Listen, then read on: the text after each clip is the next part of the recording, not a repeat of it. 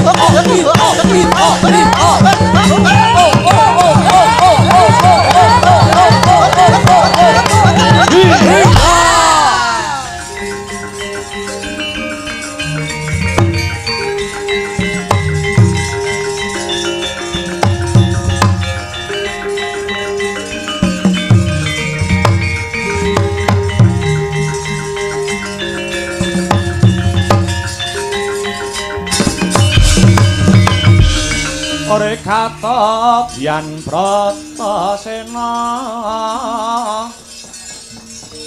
Kampung Lembang Bintulu Adi Sarira ngamula dumung godhek wok simbar cocok yen ngendika gumaleger kaya guntur kadang panenggak Pandhawa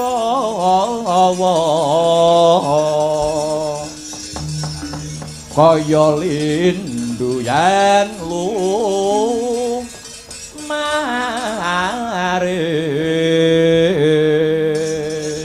welatalah bojleng iblis lanap padha cek-cekan adikku Yayi Rukmakala Kakang Rukmukana dawuhmu apa pranyata dewa isih welas karo awake dhewe ya Di buktine apa Kakang Kakang Rukmuka kok kandha dewa isih welas mak karo awake dhewe buktine nalikane awake dhewe sakloron nedeng ke taman luwe ora ana kidang kang sarta menjangan kang liwat ana alas trik Basara kene ewadene Gusti kang murbeng dumadi malah kirim pangan wujute menungsa ayo gek ndang ditakoni jenenge sapa omahe ngendi Kang ya Satriya sapa sing dadi jeneng mulan saka ngendi pinangkamu nganti kowe wani mlebu ana alas kene apa kowe ora ngerti yen to kene kuwi alas pengalapan sapa wani mlebu metu baliaran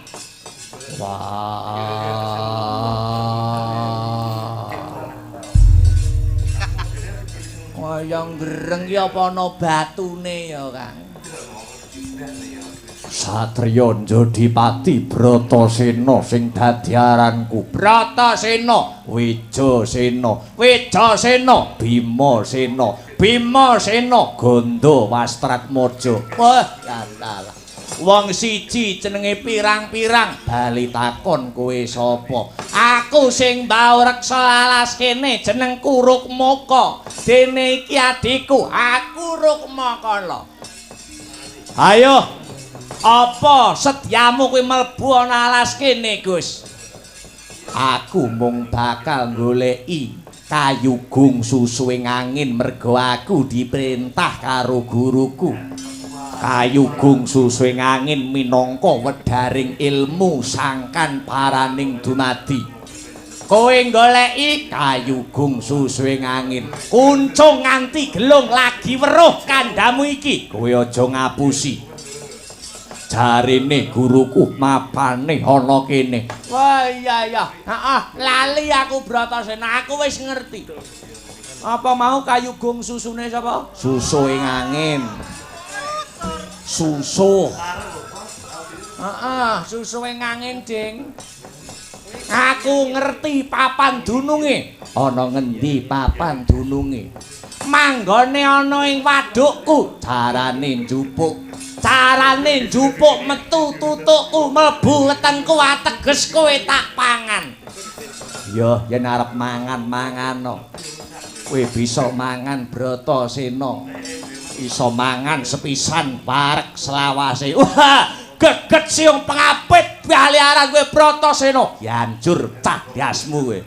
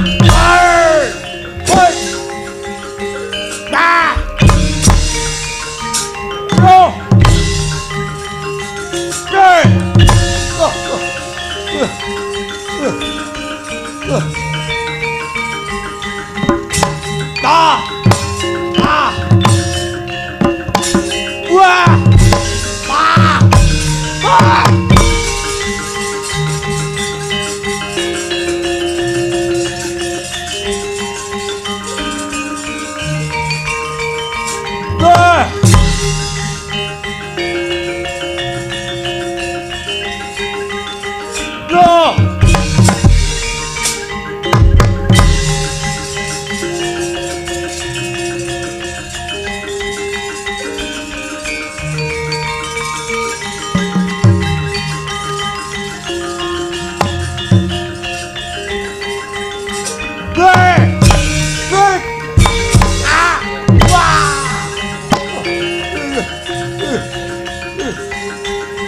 Ampun.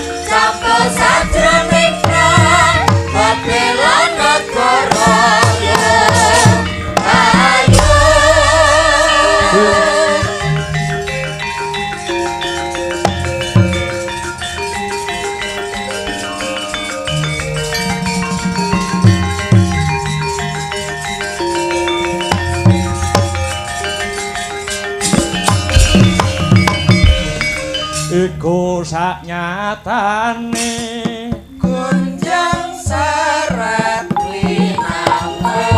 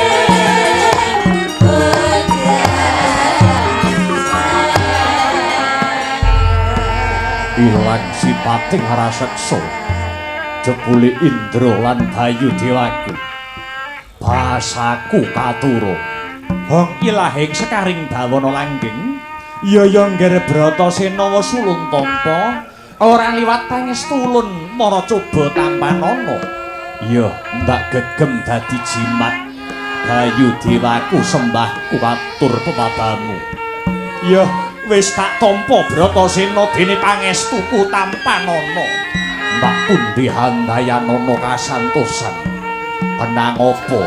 kenang apa sebabe Indra lan Bayu Dewaku membo dadi buta alas kawruhanana kulup marmane ulun sakloron membo dadi buta sak kembaran awit saka kena paukuman saka pikulun Bathara Guru satemah dadi buta kang mapan ana alas Trik Basara kene.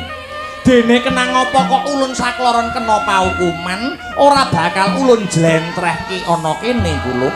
Nanging sing wigati aku ngaturke panuwun kang tanpa upama marang jeneng kita Bratasena kang wis ngluwari panandang ulun. Iya. Ulun bakal takon luwih dhisik kenang apa kok jeneng kita kraya-raya tumuju ana alas kene? Mundi dawe Durna guruku ngupadi kayugung susu ing angin kinarya sarat sarana wedharing kawruh sangkan paraning dumadi ya jagat Dewa Bathara ya jagat pangestu para Bratasena kepiye sumurupa kayu kuwi kayugung susu ing angin kuwi jlentrehe mbuh ndak ana krana kuwi mung pasemon kang maknane kayu kuwi kayun kuwi tegese karep dene susu ing angin kuwi napas kang ateges urip cetane mangkene ngger saben-saben wong kudu duweni karep kang gedhe nanging aja wegah budidaya Bratasena.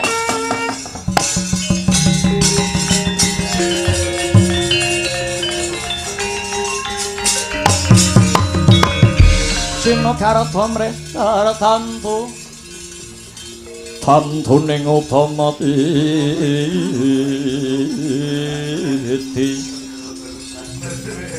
tetep dadi pangubaning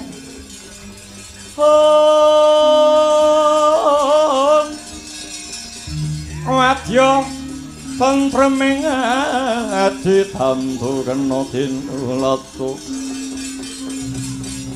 ya seler bulan hari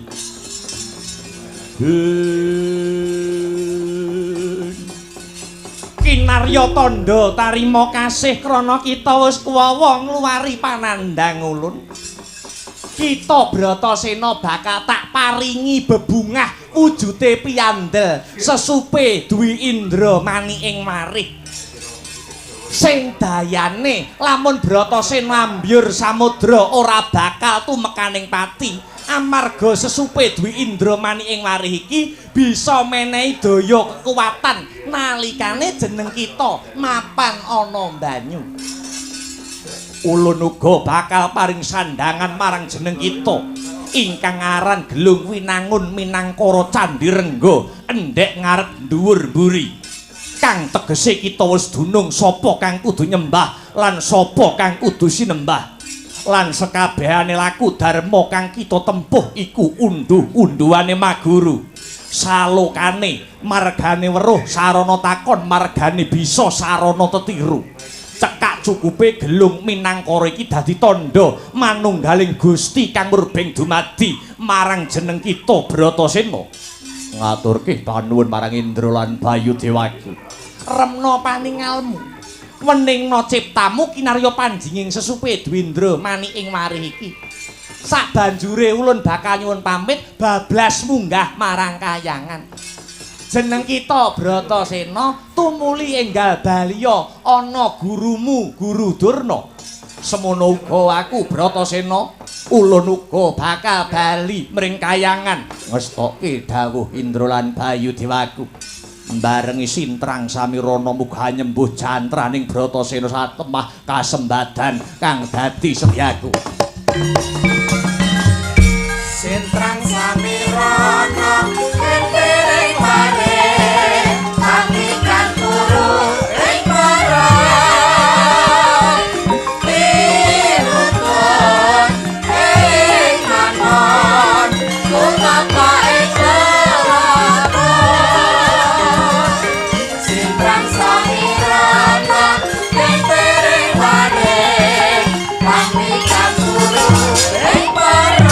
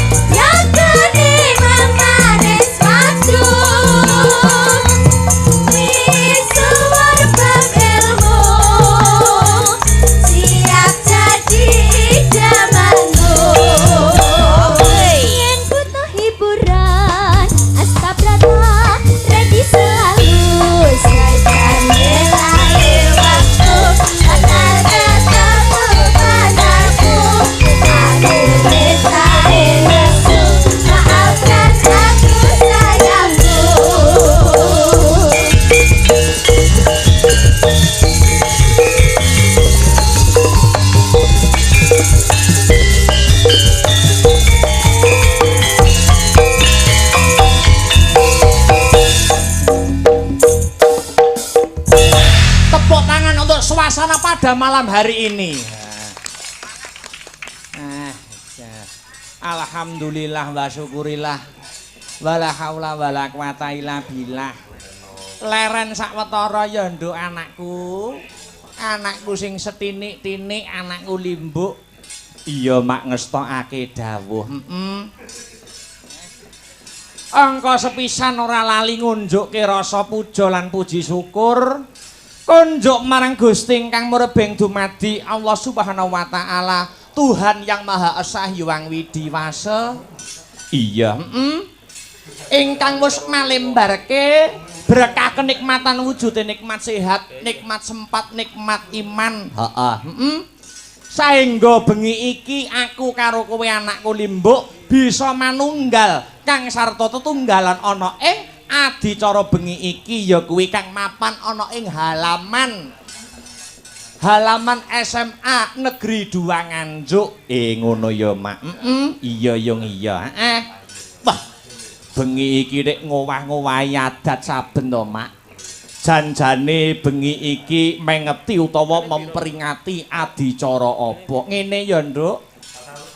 Malam hari ini acaranya tidak lain dan tidak bukan yaitu Dis Natalis SMA Negeri 2 Nganjuk yang sudah mencapai umur 51 tahun. Oh ngono ya, Mak.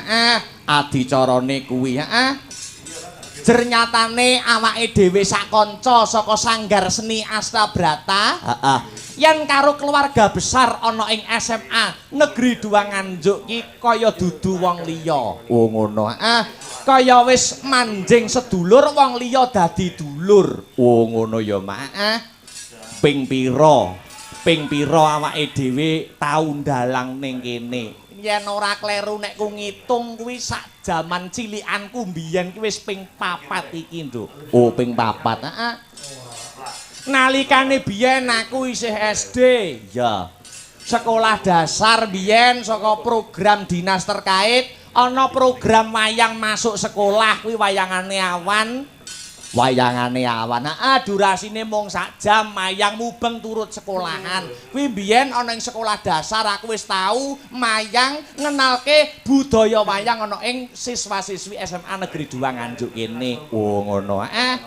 Terus biyen disambung aku SMA kelas 1. Ya. Kuwi ya masih dalam rangka wayang masuk sekolah ya manggon ana ing SMA Negeri 2 Nganjuk kene. Oh ngono. Iya. SMA kuwi ya wayang masuk sekolah.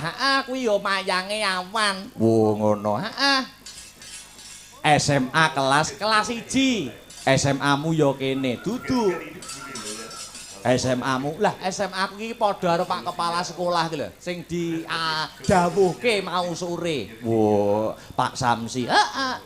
SMA-mu dudu SMA kene. Ora, SMA nding kuburan kono kae. Wah iya. Iya, Terus ping telune ya kuwi awake dhewe ndalang ning kene taun kepungkur. Wo taun kepungkur. Nalikane kepala sekolah diasta karo Ibu Rita Amalisa. Iya. Terus iki rambah genep kaping 4 awake dhewe sowan ning kene. Wah, hebat luar biasa ya, Mak. Bungahku tanpa upama kok, Nduk. Iya. Ing atase di zaman kemajuan yang semakin pesat isih ana sekolah sing gelem nguri-nguri lan ngurip-ngurip kabudayan Jawa khususnya wayang kulit. Iya ya, Mak.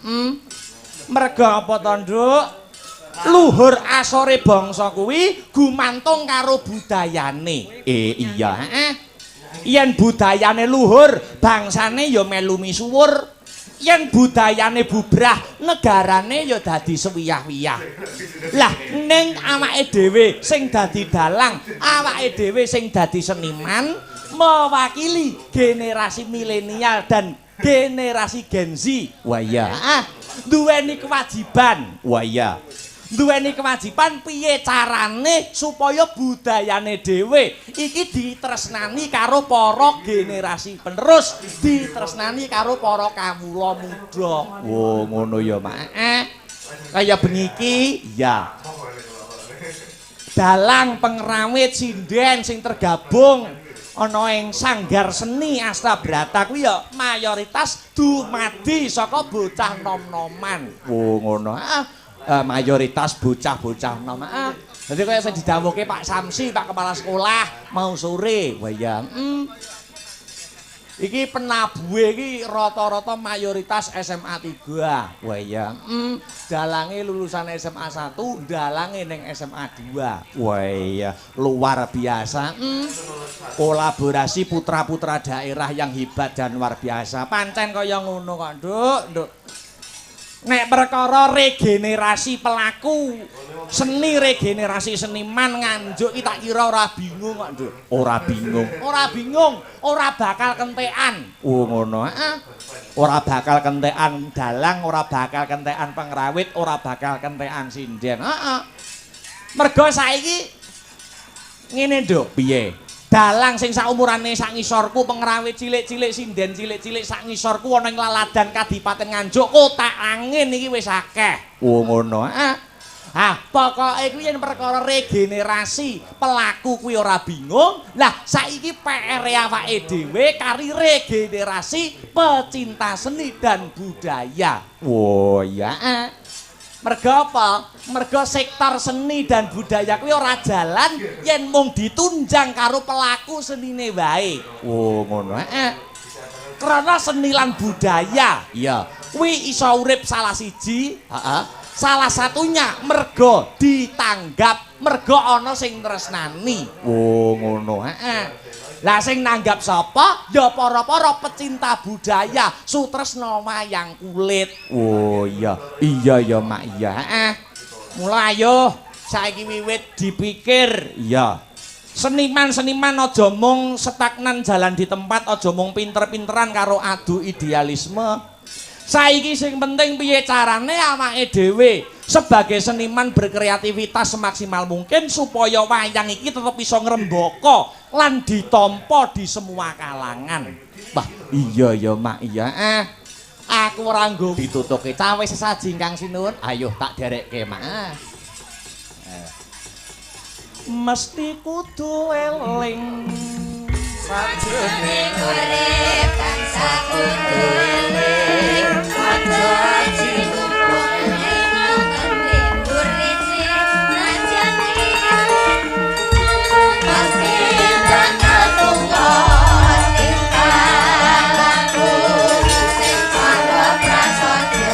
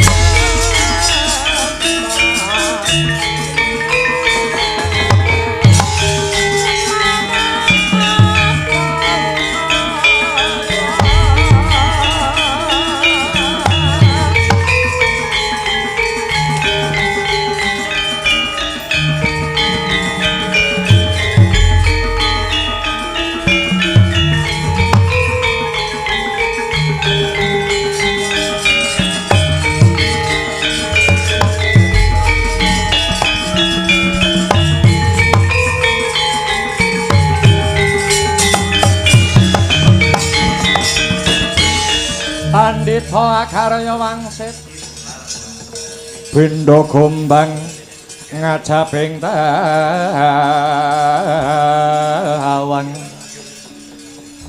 susung angin ngendi nggone miwang galiyeng kanggung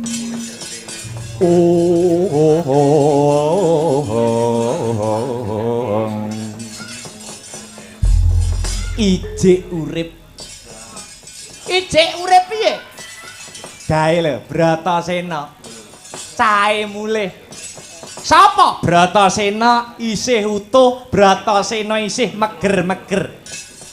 Malah sak rampunge mulih saka Gunung Candramuka. Cahyane saya sumunar. Saiki mbuh ora idep golek Reka Daya nganti sak matine Bratasena. Nek ora iso mateni Bratasena, kowe bakal dilereni saka rombongane wong-wong Astina.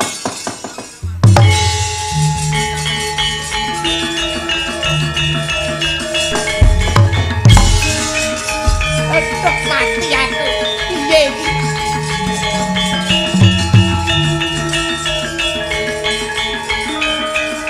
Duh, Bratasena.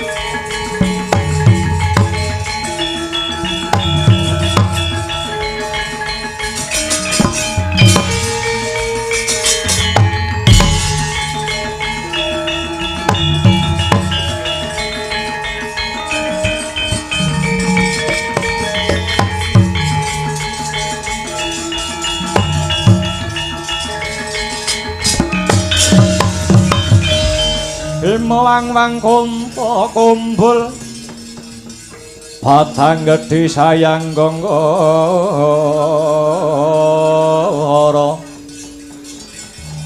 gadane romobat mahabit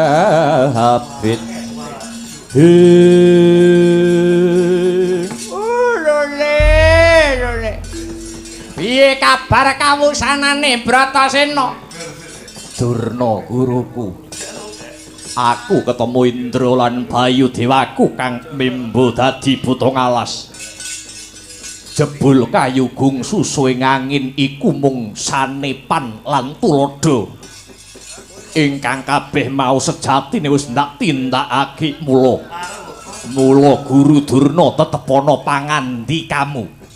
Mara enggal Wedarna. Janjimu yen Bratasena wis kelakon goleki kayu gungsu sing angin bakal kok wedarke ilmu sangkan paraning dumadi. Syarate kurang siji Bratasena. Lan syarate iki luwih abot merga tataran ilmu kasampurnan iki ora sadengah titah bisa nglakoni. Penadyan syarat sak banjuri luwih abot Bratasena tetep bakal mangkat. Golek ana banyu suci Pawitrasari utawa tirta mahaning suci. Mapane ana sadroning Samudra Minangkabau ya Samudra Kidul. Merenggal golek ana Bratasena. Pangestune Durna guruku kang ndak suwun.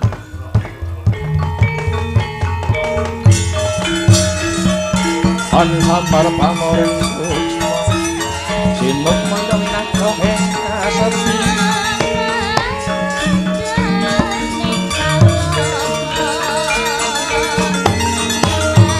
Nimbang balenging kabu pambukane karo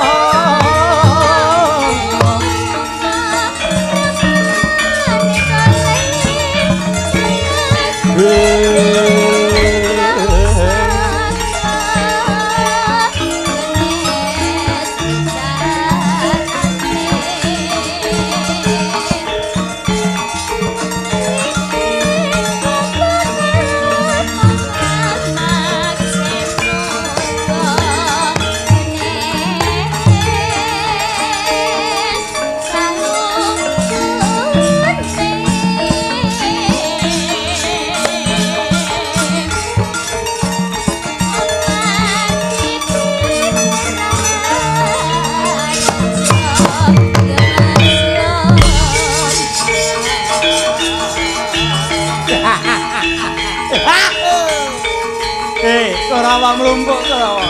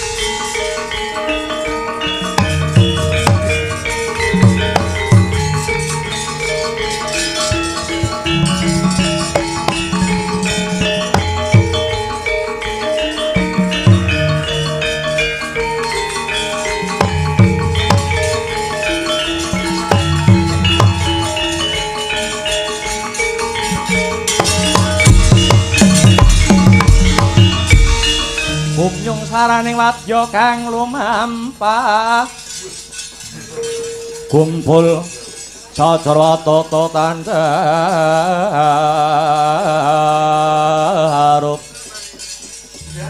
Ong Deni Rama Parana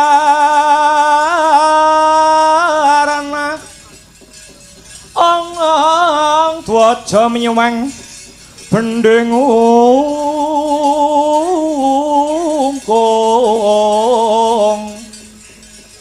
Risang Karatama Haramo Kang minangka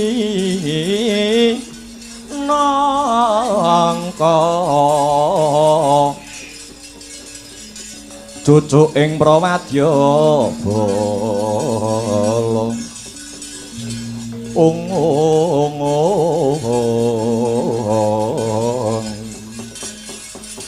Harya Sengkuni ingkang sampun mijil wonten ing Jawi Kang putra Tirta tinalang kepareng cumadhong dawuh Paman Harya Sengkuni kula pun surtayu cumadhong dawuh kados pundi paman wigatosipun anggen paduka sowan wonten ing pertapan Sukalima nggih pertapan Sukapanca angsal damel menapa mboten lan menapa ingkang dados wasing pirembakan paman Patih Harya Sengkuni kula kang putra pun Kartamarma cumadhong dawuh Kartamarma surtayu lan kabeh Kurawa sing tak tresnani ing ripalungguhan iki wasing perkara ya kuwi kakangmu Jaka Pitana Ratu ing negara Ngastina anggone menggalih utawa mikirke gurumu Pendhita Sukalima ya kuwi Pendhita Durna anggone ripalungguhan iki sinuwun Duryudana menggalih kenang apa kok Begawan Durna kok minterke Bratasena minterke para Pandhawa kamangka Pendhita Durna kuwi awan kang sarta bengine sing ngopeni dhuwit saka negara Ngastina pertapan Sukalima kaiso ngadeg jejeg pertapan Sukalima kaiso magrong-magrong merga diglontor dhuwit saka negara Ngastina nanging anggone mulang katone bot sih utawa bot sisih Pendhita Durna luwih minterke para Pandhawa utamane murite sing paling ditresnani ya kuwi penenggak Pandhawa si Bratasena mula kalamun Bratasena pinter Kurawa tetep bodho iki mengko sok reja-rejaning jaman kalamun wis dinangka ing jagat kelakon perang gedhe kang winastan Baratayuda Jaya Binangun tan murunga Pandhawa bakal unggul Kurawa bakale mawut mula aku dinuta kelawan sinuwun ing Ngastina pimrih mbuh piye carane mbuh piye reka dayane Pendhita Durna supaya tegel mentala mateni murite sing ditresnani ya kuwi panenggak Pandhawa si Bratasena lajeng kados pundi paman lereking lelampahan kados pundi lah iki Pendhita Durna sekawit ngeloropke Bratasena kon mlebu ana ing sajroning alas kang winastan alas Trik Basara lengkehing gunung Candramuka alas angker wingit alas gong liwang-liwung nanging kodrating pangeran Bratasena ora sirna Bratasena malah mulya Bratasena ora mati ning Bratasena malah mukti Bratasena isih meger urip mula aku wis ngancam ngincim Pendhita Durna yen Bratasena ora iso dipateni yen Pendhita Durna janji ora iso mateni murite ya kuwi sing ditresnani si Bratasena Pendhita Durna dilereni saka rombongane wong Ngastina dilereni saka rombongane para Kurawa makaten paman lah iki tundane rembug Bratasena dilorotke mapan samudra kidul ya samudra Minangkalbu pimrih goleki sing jenenge banyu suci Pawitrasari tirta mahaning suci iki mengko Bratasena mesti bakale mati Bratasena mati kamangka punjer kekuatane Pandhawa mapan ana Bratasena mati mesti gampang anggone mateni mites Pandhawa liyane lajeng menapa ingkang kedah dipun tindakaken para Kurawa paman iki ngene ya Maragage Kurawa disawegake para Kurawa disiagake janji Bratasena metu saka Samudra Kidul utawa kang winastan Samudra Minangkabau kok isih urip. Kok isih meger-meger ora rasa dadak karo den gawe rasa dadak kesuwen trolong tombak. Bratasena keroyokan karo barisan Satakurawa. Lho niki trawaca dawuh pangandika Paman Hari Sengkuni. Kalilan pun Karta Marma nyadhong dawuh Hamid Madal Pasilan. Arsa ngestu padha dawuh pangandika paduka ya aja kaya bocah cilik pisan dandan kaping pindho nglumpuk kaping 3 kabodholake. Pimpinan barisan Kurawa ya Karta Marma niki ngestaken dawuh aja nganti tunda bima. Kumrekang bala lumares